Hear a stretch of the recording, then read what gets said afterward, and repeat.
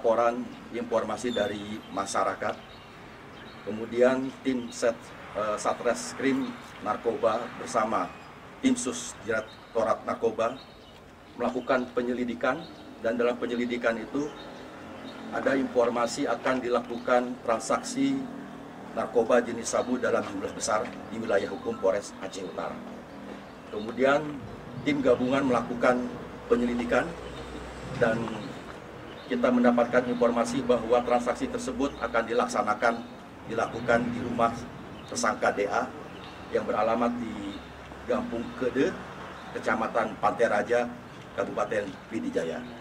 Kemudian tim gabungan melakukan pengejaran ke rumah tersangka DA, dan dari hasil penggerebekan di rumah tersangka DA ditemukan dua tersangka DA dan tersangka RA, dengan barang bukti yang berhasil kita amankan sebanyak 5 bungkus narkoba jenis sabu yang diperkirakan dalam satu bungkus itu sejumlah seberat 1 kg. Jadi total 5 kg sabu yang telah kita amankan di TKP rumah tersangka DA. Kemudian tim gabungan melakukan pengembangan, dan tepatnya pada pukul 21.00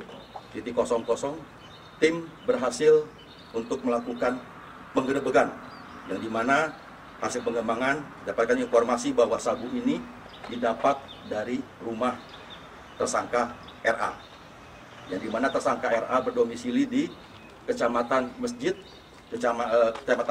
Kabupaten Pidijaya.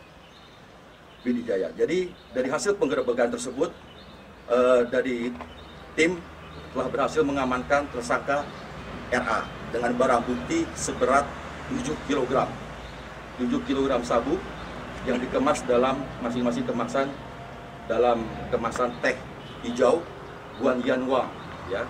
Jadi mana kemasan ini kita asumsikan adalah 1 kg. Dapat menyelamatkan generasi bangsa Indonesia sejumlah. Dapat yang 5 kg dari mana? Polipak. Rencana mau edarkan kemana nih, Bang?